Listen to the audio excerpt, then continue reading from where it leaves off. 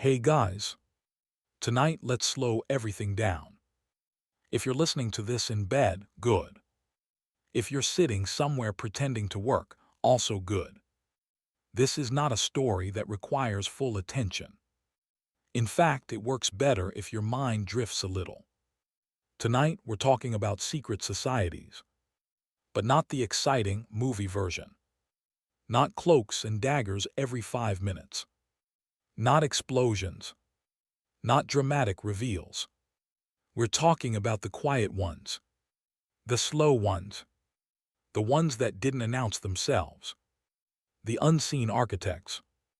Because while history loves to credit kings, generals, and loud men on horses, most real change happened in rooms without windows, over long tables, between people who preferred not to be remembered. Now, let's get something out of the way early. Secret societies didn't always start out secret. Most began as clubs, or study circles, or professional groups. They became secret when power noticed them. And power doesn't like competition. So tonight, we'll move gently through centuries. From ancient stone halls, to candlelit medieval rooms, to polite salons where everyone smiled while hiding knives behind their backs. No rushing, no big twists, just patterns. Now, before we name any names, let's talk about why secret societies exist at all. Because humans don't wake up one day and say, I think I'll secretly control the world. That comes later. At first, it's simpler. People with shared beliefs find each other. People with shared fears bond. People excluded from power build their own rooms. Sometimes those rooms are physical. Sometimes they're symbolic. But once a group starts sharing information that others don't have, once they start trusting each other more than outsiders, power begins to accumulate. Quietly, and history, being history, rarely notices until it's too late.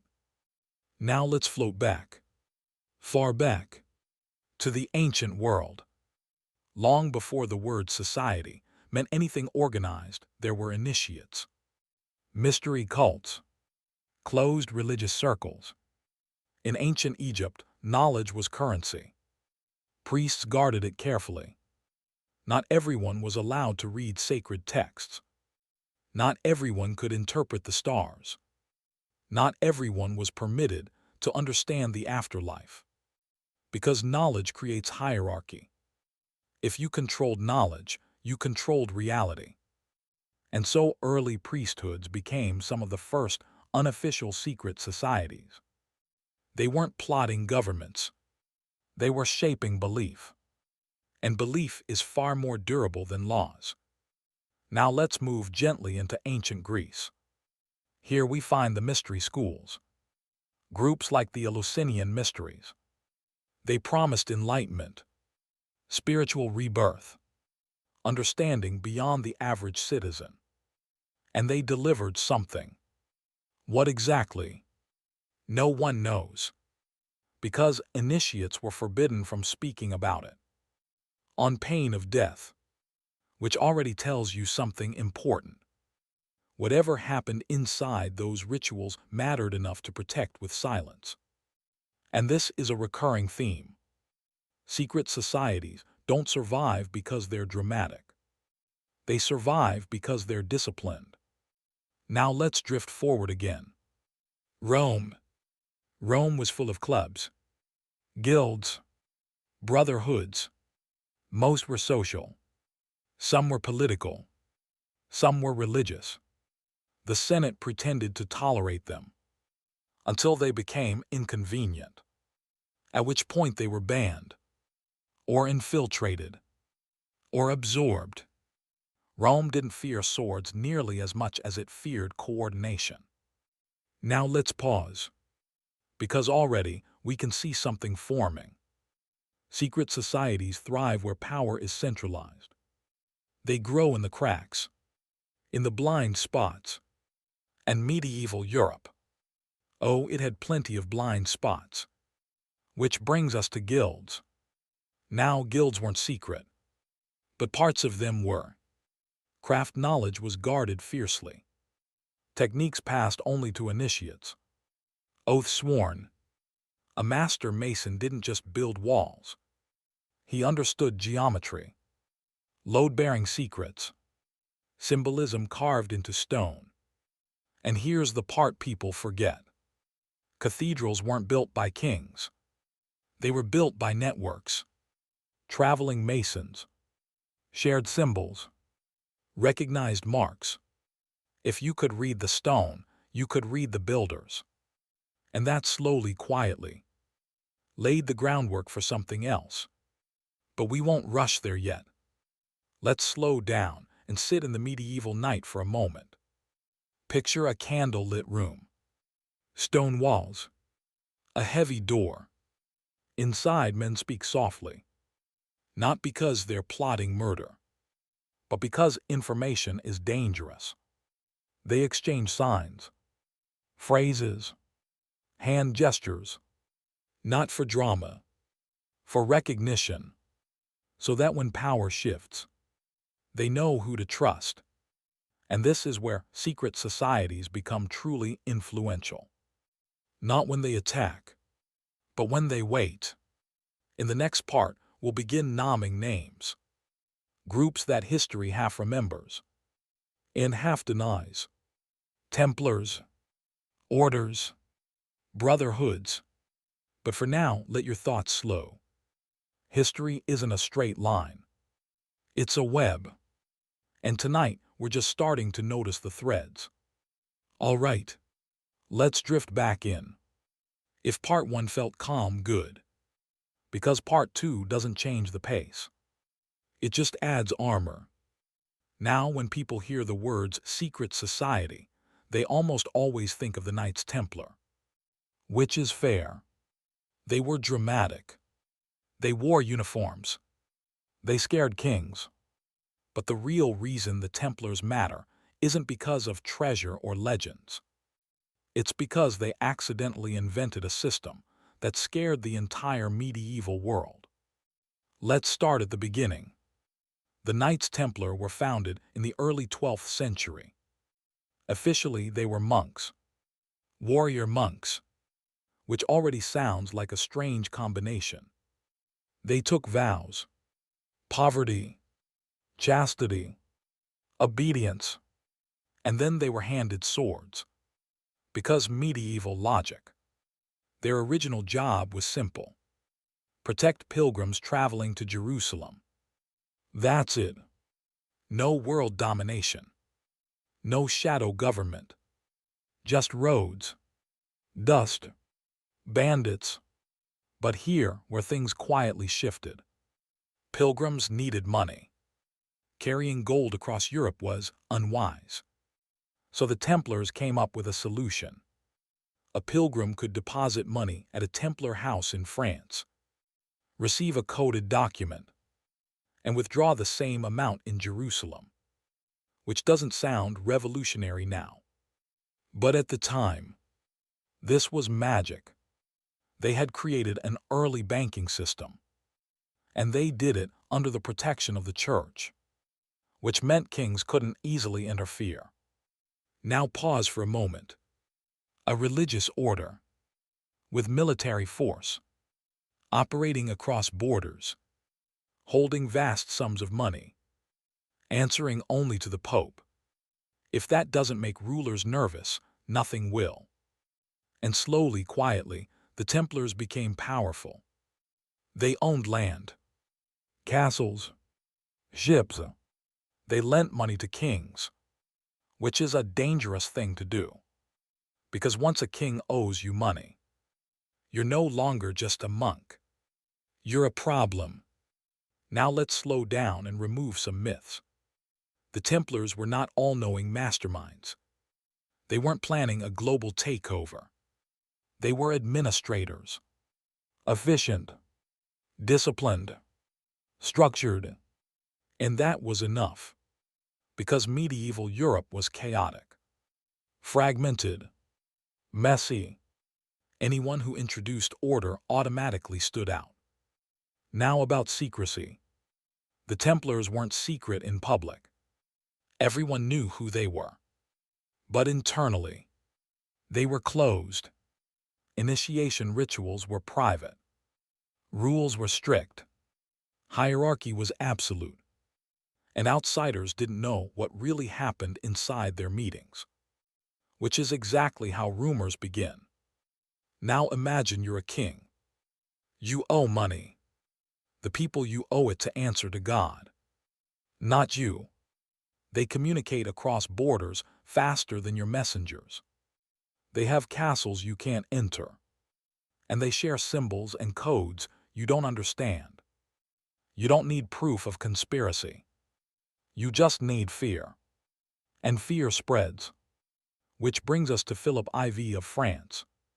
Philip was deeply in debt, deeply paranoid, and deeply annoyed. So he did what threatened rulers often do. He struck first. In 1307, Templars across France were arrested simultaneously. A coordinated move. Very modern. They were accused of heresy, blasphemy, secret rituals. Some accusations were absurd. Some were convenient. All were effective. Under torture, confessions poured out. Because torture works that way.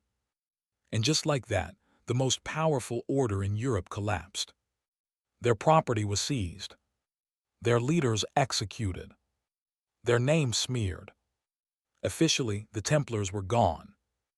Unofficially, that's where things get interesting. Because systems don't vanish overnight. People trained in secrecy don't suddenly forget how to be discreet. And knowledge doesn't dissolve just because paperwork says so. Which leads us to the most important lesson of the Templars. They weren't dangerous because of secrets. They were dangerous because of networks. And networks are hard to kill. In the next part, we'll follow what happens after the Templars disappear. How their ideas linger. How secrecy migrates. From swords to symbols. From monasteries to lodges. For now, let your thoughts slow again. No revelations coming. No dramatic twist.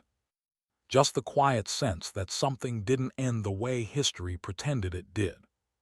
All right, let's keep moving. When the Knights Templar disappeared, medieval Europe pretended everything went back to normal. Kings relaxed. Debts vanished. The church sighed in relief. On paper. But systems don't disappear just because their uniforms do. The people who survived the Templars didn't vanish. They changed roles, changed names, changed locations. And slowly, secrecy shifted away from knights and toward builders. Because builders travel. Now let's talk about stonemasons. Medieval masons were not simple laborers. They were engineers, geometers, architects. They understood load distribution, symmetry, sacred proportion.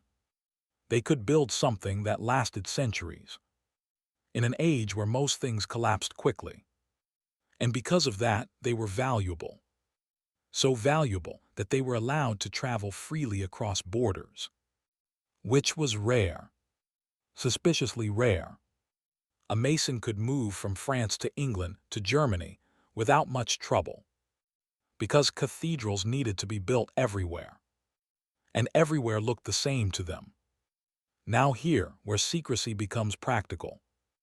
Masons guarded their knowledge. Not because they were evil, but because knowledge fed families. If everyone knew how to build a vault, masons lost leverage. So techniques were passed orally. Through apprenticeship. Through symbols. Marks carved into stone. Signs only other masons understood. A language without words. And when you have shared symbols, shared rituals, and shared secrecy, You have the beginnings of a society. Now, historians like to debate whether modern Freemasonry directly descended from medieval guilds. The answer is complicated, but influence doesn't require paperwork.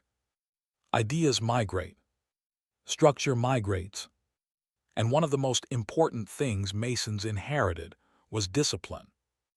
Meetings were orderly. Hierarchy mattered. Initiation was gradual. You didn't learn everything at once, because power doesn't work that way. Now let's slow down and imagine a lodge. Not the grand buildings people picture later. Just a room, wooden table, candles, stone dust in the air. Men gather after work. They talk about building, and sometimes about politics, and sometimes about philosophy. Quietly, because talking too loudly about power was dangerous. And this is where secret societies become philosophical. They stop being about survival alone and start being about meaning. Symbols take on layered interpretations. Tools become metaphors. The compass, the square, the level, they aren't mystical at first. They're practical. But humans love meaning. So meaning accumulates. Now here's the important part. These lodges welcomed people who weren't Masons. Nobles, merchants, thinkers.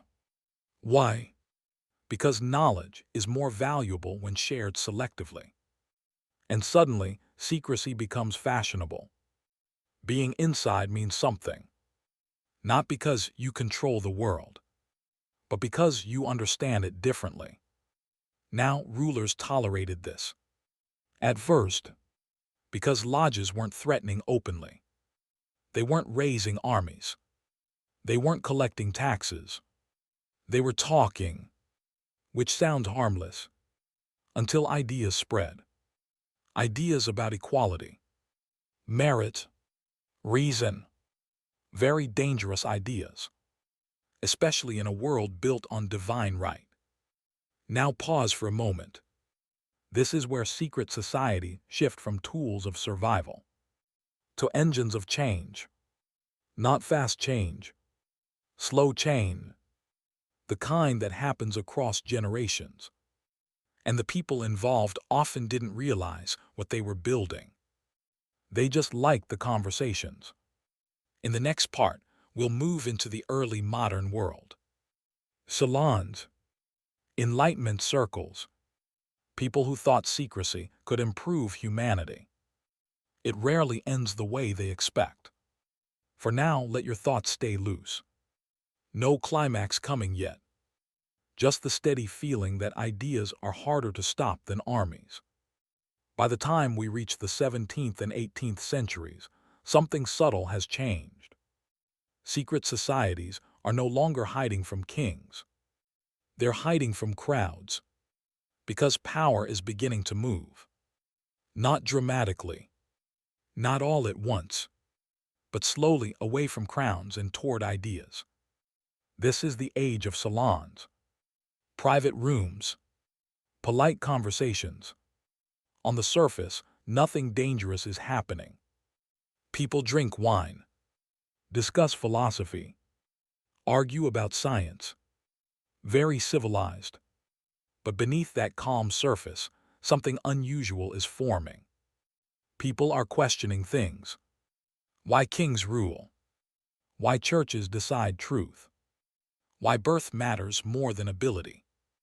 And these questions are not being asked in public squares.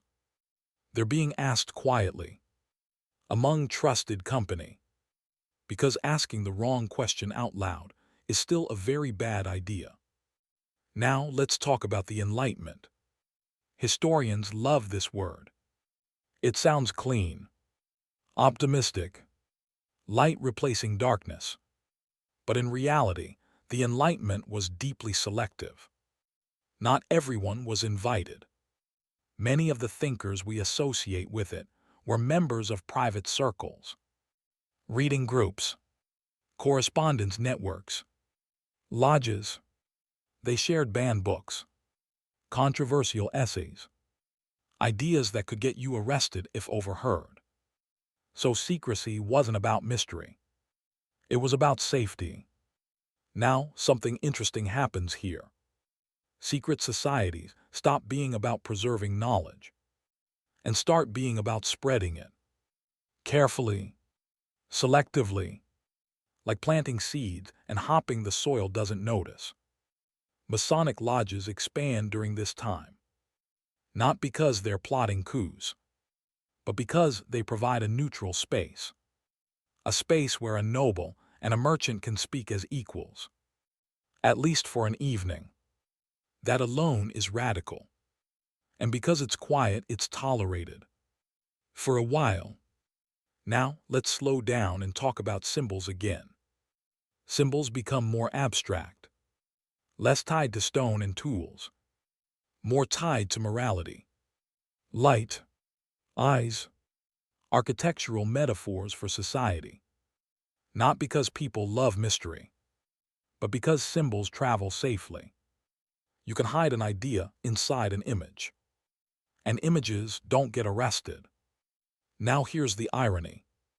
Many of these groups genuinely believed they were improving the world, making it more rational, more fair. They didn't see themselves as conspirators. They saw themselves as educators, which is exactly how most influence actually works. Now rulers notice. Not immediately, but when revolutions start happening, they begin asking uncomfortable questions. Who's talking to whom? Where did these ideas come from? Why does everyone suddenly sound the same? And suddenly, secret societies become suspicious again. Not because they're violent, but because they're persuasive. And persuasion is far more dangerous. In the next part, we'll move into revolutions. Not the battles, but the rooms where people decided battles were necessary. For now, let your mind stay slow. Nothing explosive is coming. Just the quiet understanding that history often changes because someone whispered something at the right time. To the right person. Behind a closed door. By the late 18th century, ideas stopped being polite. They had been whispering for decades. In salons, in lodges, in letters passed hand to hand. And eventually, they wanted air. This is the part of history where people like to talk about revolutions as spontaneous. Crowds suddenly angry. Kings suddenly unlucky. But nothing about this was sudden. Revolutions begin long before the streets fill. They begin when people realize they are not alone in their thoughts. France is the obvious example. Before the French Revolution ever reached the guillotine, it lived in rooms filled with chairs and books, philosophical societies, reading clubs, Masonic lodges, places where people rehearsed a new way of speaking. Words like equality, rights, citizens, dangerous words, and the people using them often didn't see themselves as radicals. They saw themselves as reasonable, which is always how the most disruptive ideas arrive. Now from the outside, it looked like chaos. From the inside, it felt orderly. Meetings followed rules. Discussions had structure. There were minutes, protocols, degrees. Secret societies love order. They don't survive without it. And that order allowed ideas to move faster than authorities could react. Kings noticed eventually. They always do. And when they did, paranoia set in. Not entirely unjustified paranoia. Because revolutions don't need every participant to belong to a secret group. They only need enough people to share a framework. And that framework had already been built. Now here's the quiet irony. Once revolutions succeed, secret societies immediately become suspicious again. The new power doesn't like competition any more than the old one did. Former allies become liabilities. Shared secrets become threats. And suddenly, the same groups that help spread revolutionary ideas are accused of manipulating events. Which brings us to one of history's favorite habits: blaming shadows. When outcomes feel too complex, when causes feel uncomfortable, people look for hidden hands. Secret societies become convenient explanations. Not always wrong, but rarely complete, because influence is rarely centralized. It's distributed. Now, after the French Revolution, fear of secret societies explodes. Governments monitor lodges. Writers accuse brotherhoods of global plots. Pamphlets circulate warning of unseen rulers. Some accusations are nonsense. Some are exaggerated. Some hit uncomfortably close. And the truth sits somewhere in the middle. Secret societies didn't control the world, but they did shape how people thought about it. And thought is the first step to action. In the next stretch of history, secrecy becomes even more layered. Less about philosophy, more about power preservation. Empires rise, industries grow, and influence learns to wear nicer clothes. For now, let the noise settle. Revolutions are loud, but the thinking that causes them is almost always quiet. By the time the 19th century arrives, secrecy doesn't look secret anymore. It looks respectable. Top hats, private clubs, leather chairs, the kind of rooms where no one whispers, because everyone already agrees. This is the industrial age. Factories rise, cities swell, money begins to move faster than crowns ever did. And power follows money. Always has. Secret societies don't disappear here. They evolve. They stop calling themselves brotherhoods. They start calling themselves committees, boards, foundations. Much less romantic, much more effective. Now, this is where a lot of modern conspiracy thinking gets confused, because people imagine secret societies as separate from elites. They aren't. They are elites organizing themselves. Industrialists meet politicians. Bankers meet philosophers. Military men meet academics. Not to plot in the cartoon sense, but to coordinate. Because coordination beats chaos every time. And secrecy here isn't about hiding crimes. It's about managing narratives, deciding what gets discussed publicly, and what stays in the room. Now let's slow down and talk about clubs. Gentlemen's clubs in London, private societies in Paris, exclusive dining rooms in New York. These places weren't mysterious. They were boring, which is exactly why they mattered. They created continuity. A young man with ambition could be invited in, mentored, introduced. Networks formed quietly. And over decades, those networks shaped policy, industry, culture. No rituals required, no symbols needed, just access. Now here's the part that often gets missed. These groups didn't need to control everything. They just needed to influence enough. A regulation here, a funding decision there, a newspaper editor invited to dinner. Influence accumulates like interest. Slowly, reliably. And because nothing dramatic happens, history struggles to point at a single cause, which makes everything feel accidental. It is. Now let's talk briefly about resistance. As power concentrated, countergroups formed. Labor unions, political movements, and they copied the same structures. Closed meetings, trusted members, shared language. Because secrecy is not ideological. It's practical. Even groups fighting power end up using its tools. Now pause for a moment. This is where the idea of secret societies ruling the world becomes both wrong and not entirely wrong. No single group pulls all the strings, but many groups pull many small strings, and those strings overlap. Now imagine standing outside one of these rooms. You wouldn't hear plotting. You'd hear small talk. Weather, business, culture, and beneath that, assumptions about how the world should work, who should decide, who should adapt, and those assumptions travel far. In the next part, we'll move into the 20th century. Wars, intelligence agencies, secrecy becoming official.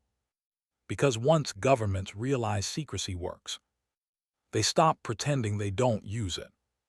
Just say next when you're ready. When the 20th century arrives, secrecy stops being optional. It becomes official. Governments no longer rely on informal circles alone. They build institutions dedicated entirely to secrecy.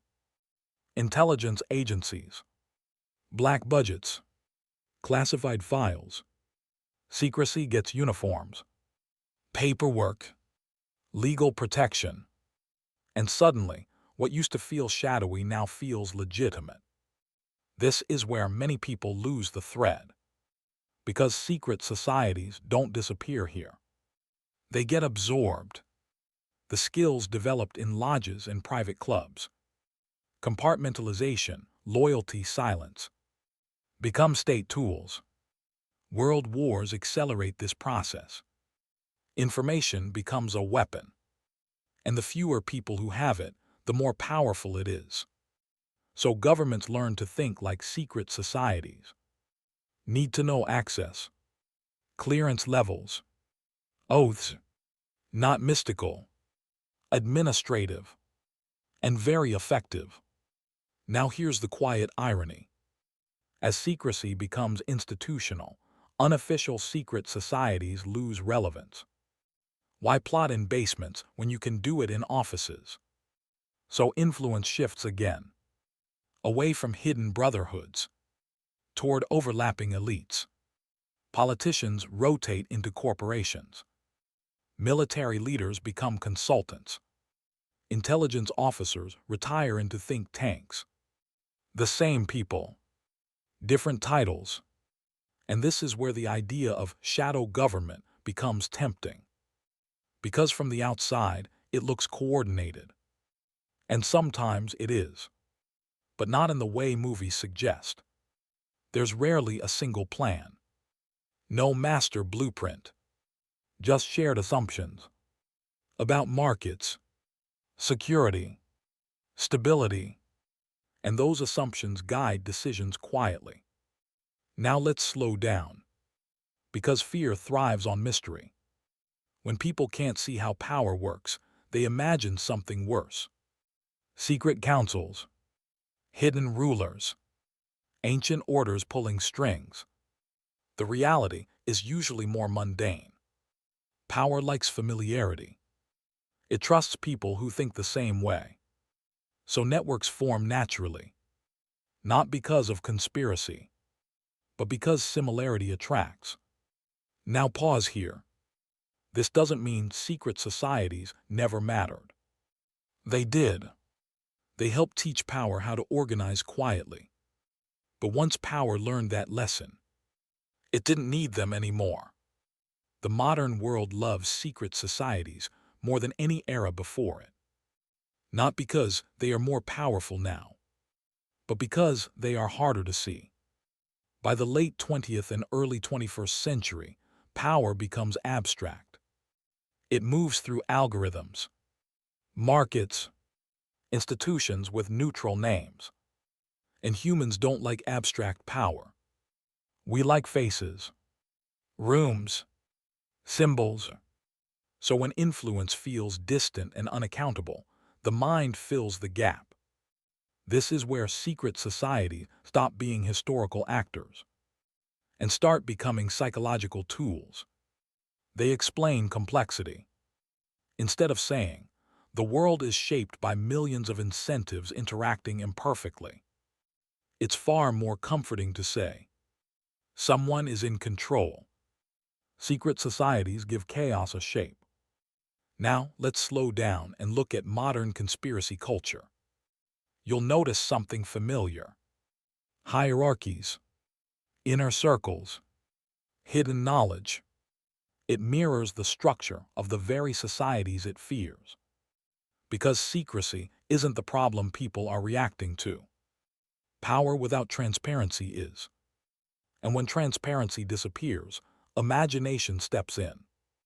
Now here's the quiet truth that rarely gets said. If a secret society truly controlled the world, you wouldn't hear about it constantly. It wouldn't trend. It wouldn't need symbols on t-shirts. Real influence doesn't advertise. It normalizes. It becomes policy. Routine. Boring. And boredom is the most powerful camouflage of all. Now pause for a moment. Think about how often decisions that affect millions are made. In meetings you'll never see. By people you'll never meet. Using language that sounds harmless. Frameworks. Adjustments. Stability. No chanting required. This is why modern secret societies feel less dramatic than medieval ones. They don't need rituals. They have procedures. And that's far more durable. Now, let's talk about why the myth persists anyway. Because humans need stories. We need to believe someone understands what's happening. Even if that someone is evil. It's less frightening than randomness. Secret societies become modern folklore. A way to process anxiety about systems too large to grasp. And history contributes to this confusion. Because it really did contain secret groups that mattered. So the line between myth and memory blurs. Now, let's bring everything gently together. The unseen architects were never a single group. They were a habit. The habit of organizing quietly. Sharing information selectively. Building trust inward and distance outward. That habit survives. Not in cloaks and candles, but in calendars and conference rooms. And that's the most uncomfortable conclusion. There is no hidden master plan. Just systems that reward coordination and punish transparency. So we end where we began. Not with a revelation, but with a pattern.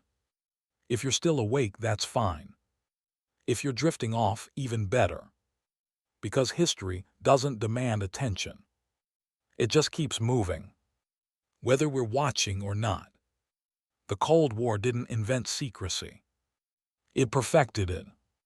This is the moment where secrecy stops being cultural and becomes procedural. Governments don't just keep secrets now. They manufacture them. Entire departments exist to decide who knows what. And more importantly, who never will. This is where intelligence agencies take center stage. Not as shadow villains, but as bureaucracies. Paperwork heavy, slow-moving, and relentlessly compartmentalized. People imagine spies as glamorous. In reality, most of them read reports. And the real power isn't in what they know. It's in what they choose not to share. Now here's the crucial shift. During the Cold War, secrecy stops being about hiding actions and starts being about shaping perception. What people believe matters more than what actually happens. So misinformation becomes a tool. Narratives become weapons. And secrecy becomes layered. Not just hidden facts, but selective truths. This is where old secret society skills become priceless. Controlled circles. Need to know trust. Loyalty over transparency. The same logic that once held lodges together now holds states together. And once again, secrecy feels justified. Because the enemy is everywhere. Invisible. Ideological. Fear is the perfect excuse. Now pause for a moment. This era produces something strange. The public begins to accept that some things must remain hidden. For safety. And that acceptance is powerful. Because once secrecy feels normal, it stops being questioned. Now here's the irony. While governments build vast secret systems, unofficial secret societies lose relevance again. Why swear oaths in candlelit rooms when you can sign non-disclosure agreements? Why invent symbols when classification stamps do the job better? So secrecy migrates upward, into institutions, into law. And this is where the modern world quietly agrees on something. Some people will always know more than others. And that's just how things are. In the next part, we'll move away from governments and into corporations. Because once money overtakes ideology, secrecy finds a new home. By the late 20th century, power grows tired of uniforms. It prefers suits. This is the era where corporations begin doing what empires once did, but with better branding. No flags, no anthems, just logos.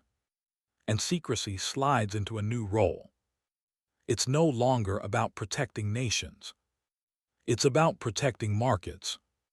Because information, once again, becomes currency. Who knows what a product will do? Who knows where resources are moving? Who knows which regulation is coming next? That knowledge is worth more than land ever was. So corporations build their own quiet rooms. Board meetings behind closed doors. Think tanks with neutral names. Advisory councils that never vote publicly. Nothing dramatic happens inside these rooms. That's the point. Decisions are framed as technical, necessary, inevitable, which makes them hard to argue with. Now let's slow down and talk about think tanks. They sound academic, harmless, but they are one of the most efficient tools of influence ever invented. A think tank doesn't need authority. It just needs credibility. It produces reports, white papers, recommendations. Policymakers read them. Journalists quote them. The public absorbs them. And suddenly, an idea that benefits a small group feels like common sense. No secrecy required. Just selective emphasis. Now here's the important part. Many of these institutions are interconnected. The same people rotate through corporations, governments, and advisory roles. Not because of conspiracy, but because familiarity breeds trust. Trust breeds access, and access breeds influence. Now pause. From the outside, this looks coordinated. And in small ways it is. But not because someone planned it centuries ago. It's because systems reward certain behaviors. People who speak the same language rise together. People who challenge the framework get filtered out. Not violently, politely. Now, secrecy here isn't about hiding wrongdoing. It's about reducing friction. If fewer people are involved, decisions happen faster. If fewer voices speak, consensus feels easier. Efficiency becomes the moral argument. And efficiency doesn't like transparency. Now let's talk about media. Because influence needs amplification. Corporations don't need to control every outlet. They just need to set the tone. Advertising money shapes coverage. Access shapes interviews. Language shapes perception. And slowly, certain questions stop being asked. Not because they're forbidden, but because they're inconvenient. This is where secrecy becomes invisible. No locked doors, no oaths, just habits. Now pause again. This isn't a story about villains. It's a story about incentives. People respond to systems the way water responds to gravity. They flow where it's easiest, and secrecy makes things smooth. In the next part, we'll step into the digital age, where secrecy becomes paradoxical, because everything feels exposed, and yet more is hidden than ever. The digital age arrives with a promise. Everything will be visible. Everything will be connected. Information wants to be free. And for a brief moment, it almost feels true. The internet tears down gates that once guarded knowledge. Archives open. Voices multiply. Power looks exposed. But hear the quiet twist. When information becomes infinite, attention becomes scarce. And whoever controls attention controls reality. This is where secrecy changes shape again. It's no longer about hiding information. It's about burying it. Data floods in from everywhere. Truth sits next to nonsense. And sorting becomes exhausting. So people stop sorting. Algorithms step in. Not as villains, as helpers. They decide what you see first, what feels important, what disappears quietly. And suddenly, secrecy doesn't need walls. It has filters. Now pause for a moment. Think about how many decisions affecting millions are made by systems no one fully understands. Code written by teams that change constantly. Optimized for goals few people ever question. Efficiency, engagement, growth, neutral words. But they shape behavior, belief, emotion, more effectively than any secret lodge ever did. Now here's the irony. The more transparent systems claim to be, the more opaque they become. Terms of service replace oaths. Proprietary algorithms replace rituals. And consent is given with a click. No candlelight required. Now let's talk about modern secrecy culture. Leaks become events. Whistleblowers become symbols. But notice how quickly attention moves on. Outrage burns hot, then cools, because constant exposure creates fatigue. And fatigue protects power. Now slow down. This doesn't mean nothing matters. It means everything competes. And competition favors the loudest, not the truest. Which brings us back to secret societies. In a strange way, they become comforting again. They suggest order, intent, design. They imply someone understands the chaos. But the truth is less dramatic. No hidden council planned this world. It emerged from incentives layered over time. Secrecy adapted because it always does. From temples, to lodges, to offices, to servers. Same function, different form. Now let's prepare for the end.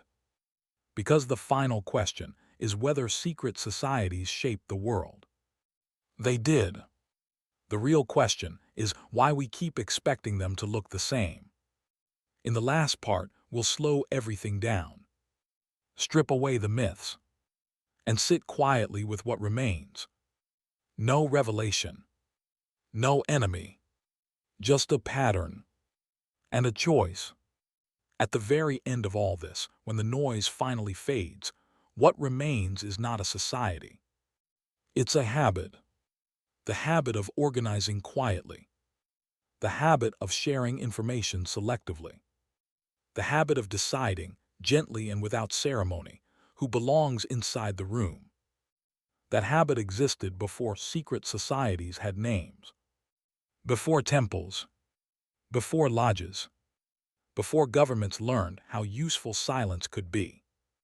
It existed the moment humans realized that coordination creates advantage. And that truth never went away.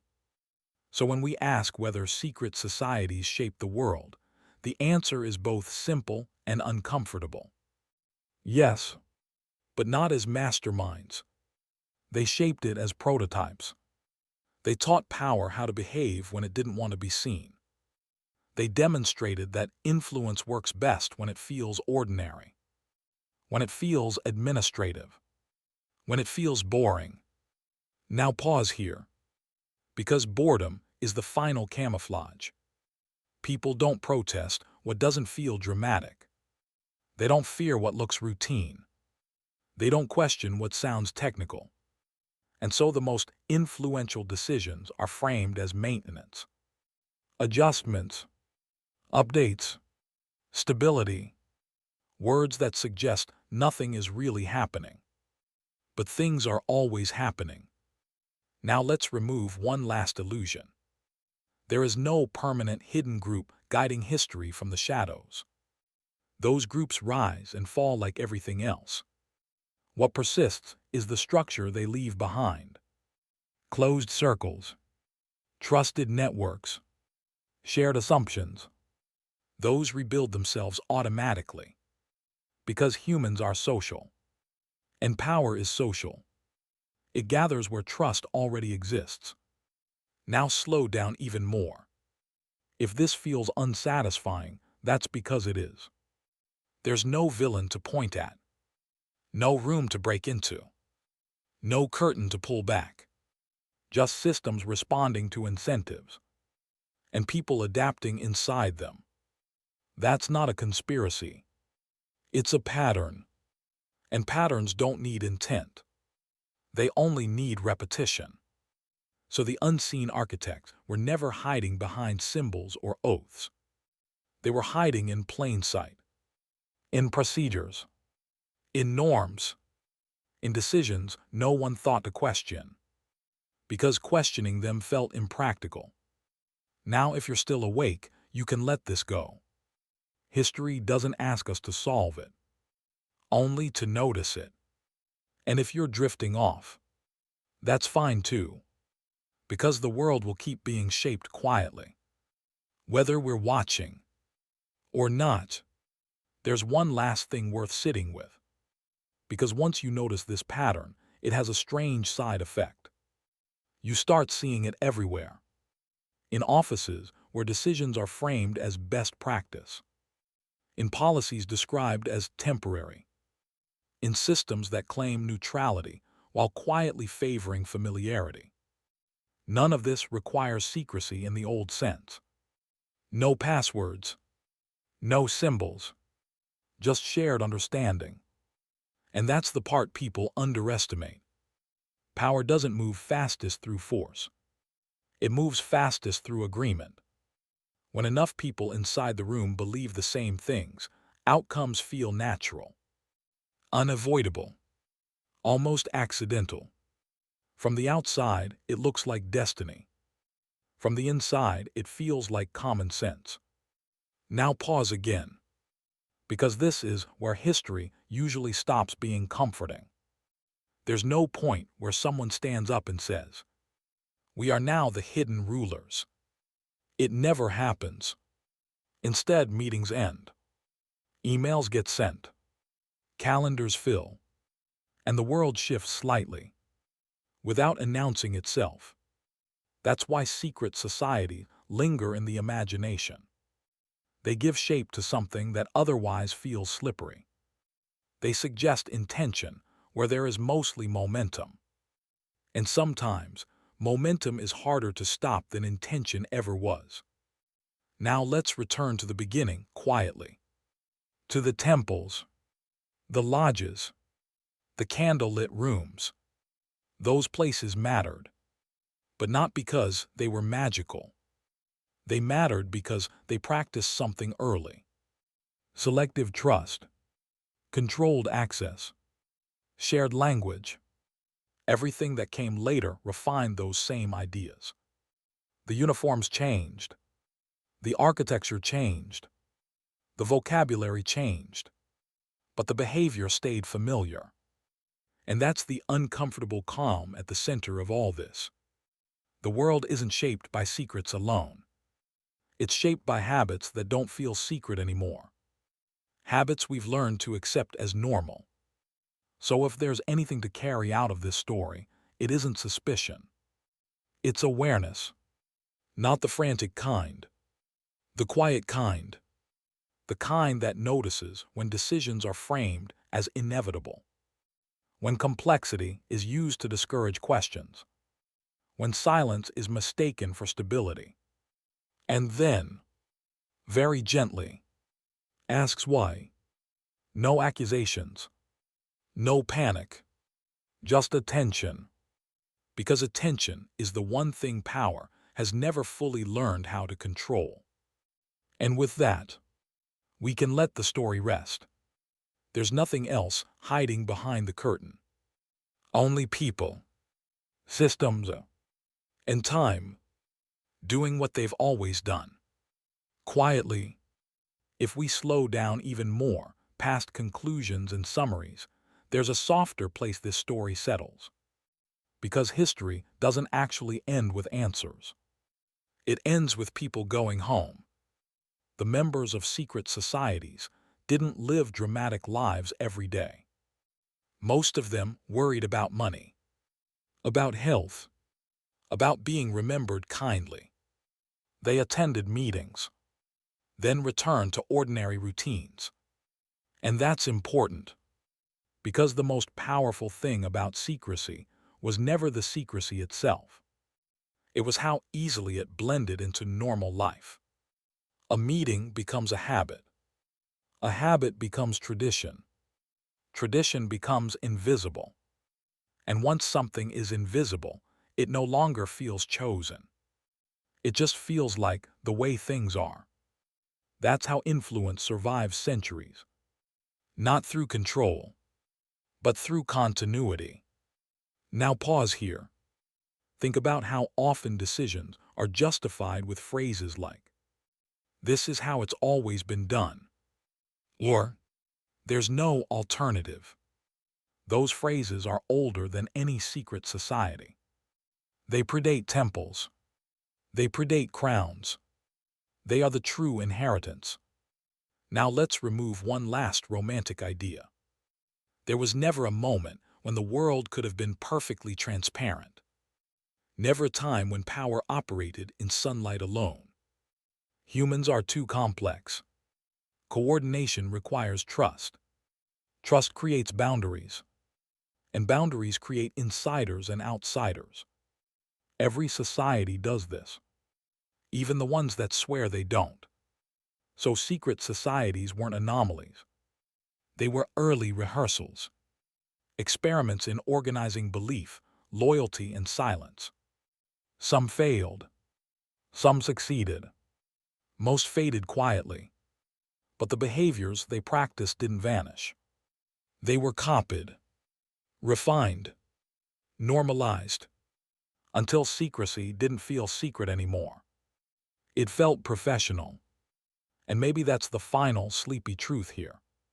History isn't shaped by people hiding in shadows. It's shaped by people agreeing behind closed doors, and then forgetting the doors were ever closed. If you're awake, you can let that thought pass. No need to hold on to it. And if you're drifting off, even better. Because the world doesn't require constant vigilance. Just occasional noticing. And tonight, noticing is enough. Sometimes the most revealing part of history is what people stop talking about. Not because it was resolved, but because it became familiar. Once secrecy is familiar, it no longer feels like secrecy. It feels like discretion, professionalism, prudence, and those words sound responsible. This is why, over time, the language changes faster than the behavior. Oaths become policies. Initiations become onboarding. Inner circles become leadership teams. Different vocabulary. Same geometry. Now let's sit with one last misconception. People often imagine secret societies as places where decisions are made. But most decisions aren't made in one place. They're shaped across many places by shared assumptions. Assumptions about efficiency, about risk, about who is qualified to decide. Those assumptions move silently from room to room, from generation to generation. And because they're shared, they rarely need to be stated. Now pause again. This is where history becomes less about the past and more about recognition. Once you see the pattern, it's hard not to see it everywhere. Not as paranoia, as familiarity. Meetings that end with consensus no one remembers reaching. Decisions described as technical rather than political. Processes that feel neutral until you ask who designed them. And asking that question is often the quietest form of resistance. Not shouting, not exposing, just noticing structure. Now let's slow this all the way down. The world isn't run by secrets. It's run by habits reinforced over time. Secret societies mattered because they practiced those habits early. They weren't unique. They were ahead of schedule. They experimented with coordination, loyalty, and silence, long before states and corporations perfected them. And when those larger systems learned the lesson, they no longer needed the rehearsal. That's why secret societies feel both important and strangely absent today. They taught power how to behave, then stepped aside.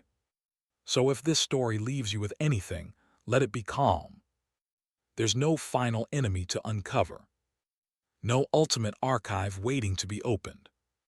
Just layers of human behavior, stacked gently over time. And once you understand that, the mystery softens.